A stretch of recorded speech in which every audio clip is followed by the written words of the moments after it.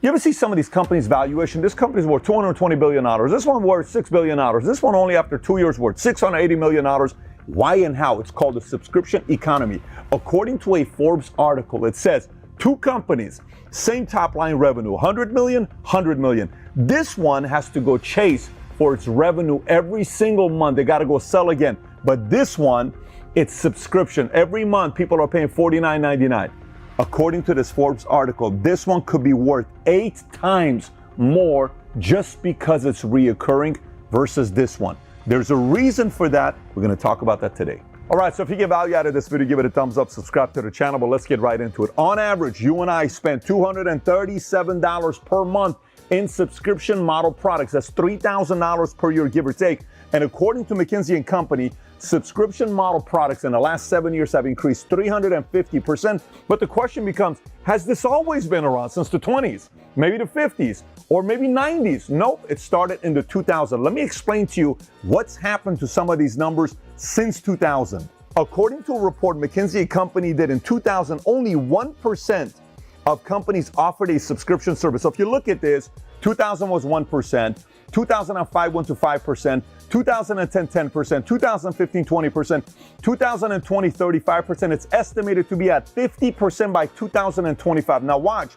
according to a report by the Conference Board, the average consumer has 2.2 subscription in 2000, and look how it's gone up. In 2005, 3.4, 2010, 4.3, in 2015, 5.5, then 6.7, in 2023, 10.6. That means you and I have roughly 11 different things we subscribe for on a monthly basis that helps increase the valuation of these companies. Now, you may be watching and saying, but Pat, when I think about subscription, I only think about Netflix, Spotify, or Amazon.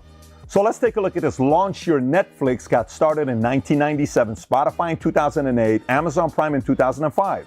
Pricing, when they started doing their monthly subscription, Netflix is $8.99 a month. It starts at $9.99 at Spotify and $12.99 at Amazon Prime. Let's take a look at number of subscribers as of 2021. Netflix has over 200 million. Spotify has over 365 million. Obviously, that includes both free and paid.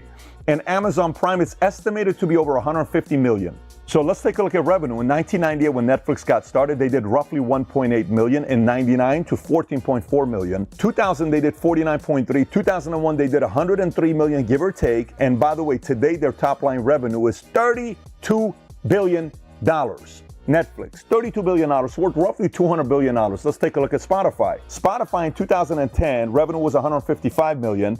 It jumped to 330 million in 2011. Last year, roughly $12.35 billion in a year, Spotify, and last but not least, Amazon. So now keep in mind, Amazon originally got started in 95, but they did not get into subscription until 2005 when they launched Amazon Prime.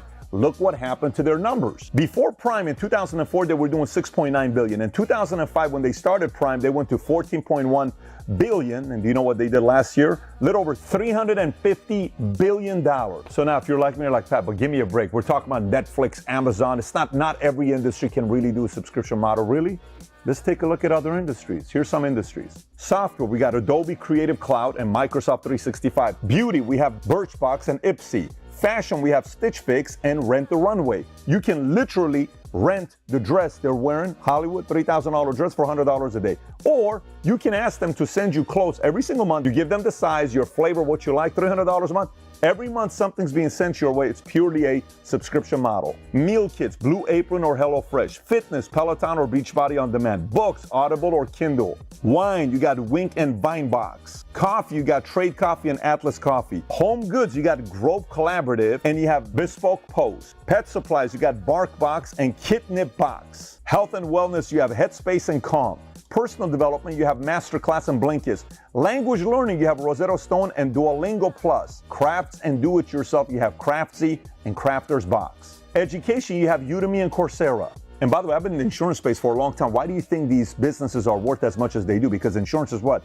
Reoccurring. Auto insurance, reoccurring. Health insurance, reoccurring. So now what are the advantages of having a subscription model as a company? Number one, you have recurring revenue. Number two, scalability. Number three, customer retention. Number four, enhanced customer engagement. 5, improved brand image. 6, rapid growth. 7, diverse industry presence. 8, data-driven insights. 9, flexibility and scalability. 10, innovative pricing structure. 11, market disruption. 12, expansion into B2B space. And just like any other business, if you don't take care of your customers, they're going to go somewhere else, which means you're dealing with the downfall of churn. You got to keep showing up. Competition, you got to keep getting better. Compliance, you got to make sure you meet those guidelines. Take care, everybody. Bye-bye, bye-bye.